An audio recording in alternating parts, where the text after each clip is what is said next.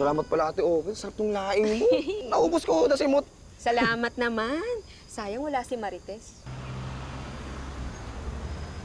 Ano Venus pa to?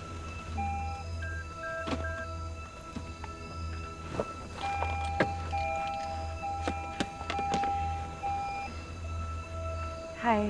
Naligaw ka yata, Ma'am Venus. Not really. Dinala ko to para kay Grace. Nagluto ako ng spaghetti. Pakibigay na lang sa kanya. Kay Ma'am Grace yan? Uwe, mamaya may lason pa yun eh. Bako muna. Alam niyo kasi, Ma'am Venus, hindi kasi kami kasing bait ni Ma'am Grace.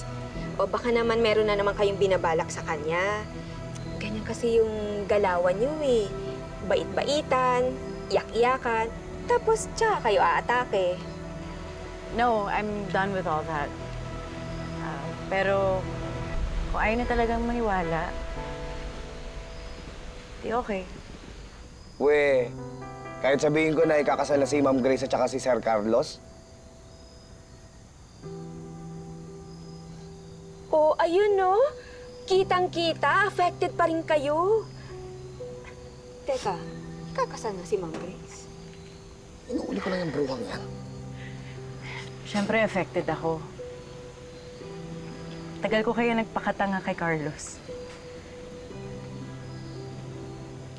Kung ikakasal sila, well, I guess that's the last nail in the coffin for me. Para ibaon ko na talaga lahat ng nararamdaman ko para kay Carlos. May feelings pa nga. Yeah, marami ako niyan. Sa totoo lang, naiinggit ako sa pagmamahalan nila. Sana may magmahal din sa akin ng ganyan. Yung kahit alien ako, his love is enough to make me human.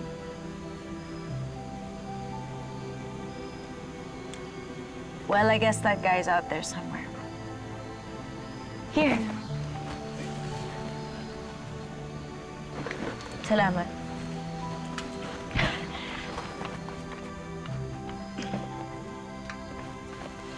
Okay na sana siya eh. Kaya lang may kasama na namang alien.